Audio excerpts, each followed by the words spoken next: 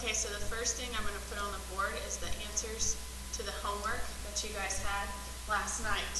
On numbers 1, 2, and 3, you could have actually written those in a different way. If on number 1 you wrote y equals negative 7x plus 8, that would have been the same thing. If on number 2 you wrote y equals 5 minus 3x, that would have been the same thing. And on number 3, if you wrote 0.5 instead of 1/2, that would be okay. Or if you wrote y equals 1/2 plus 2x, that would have been the same thing. If you wrote 4, 5, and 6 on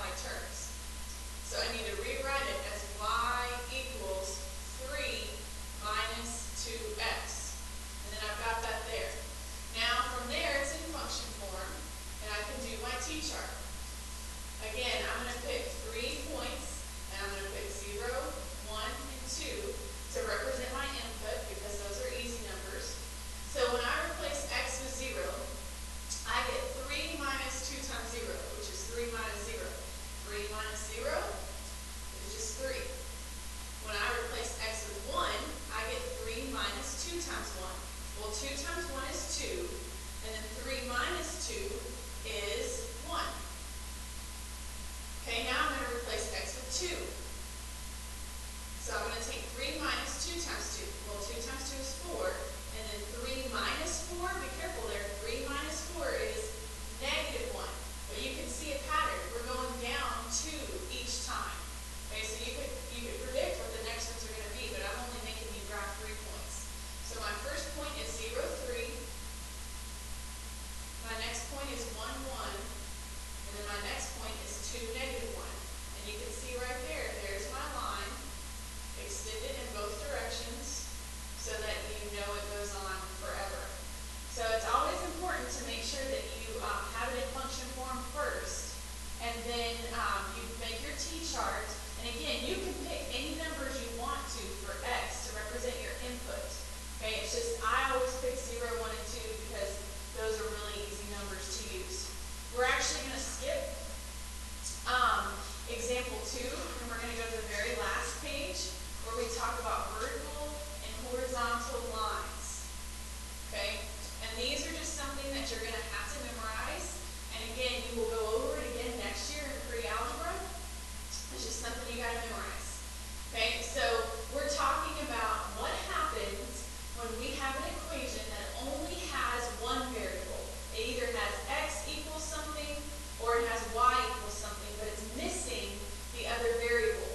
Okay, so here's the important box. The important box is going to tell you what we do. If we have a graph and it says x equals something, and something, the a here is going to represent a number. So x equals whatever the number is they give you. And there is no y. They don't give you a y variable. They don't give you a number for y. They only give you x equals a number. This will always be a vertical line that passes through the point of whatever the number they give you for x, and then y will always be 0. So it'll be a vertical line. And then if they give you y equals a number and there is no variable for x, then that is going to be a horizontal line that passes through the point where x is 0 and then whatever the number is they give you for y. So it's really important that you need to write this down, remember this, that when the equation does not give you a y variable, it doesn't give you a y, then y will always be 0. If they give you y but don't give you x, then x is always 0. If they give you x equals something, it's a vertical line. If they give you y equals something with no x, it's a horizontal line. So this is what it looks like. Okay? It says the graph of x equals 6 is a vertical line that passes through the point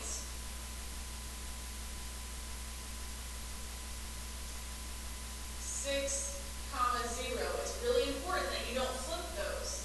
Okay, because if they do not give you a y variable, then this line cannot pass through the y-axis.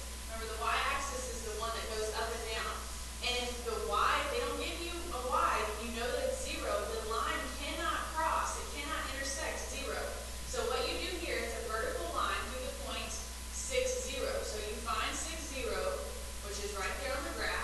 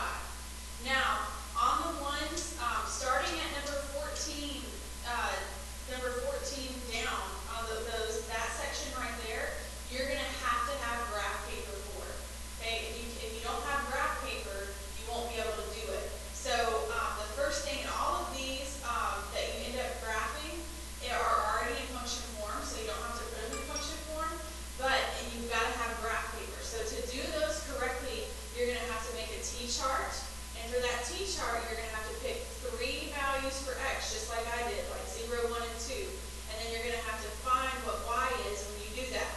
Okay? Now on 23, 24, and 25, those are just like the last two examples that we did, and you're not having to make a T-chart, because those are either just vertical lines or horizontal lines through those points.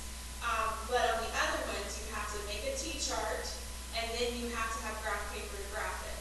Okay, so 1 through 21, and then 23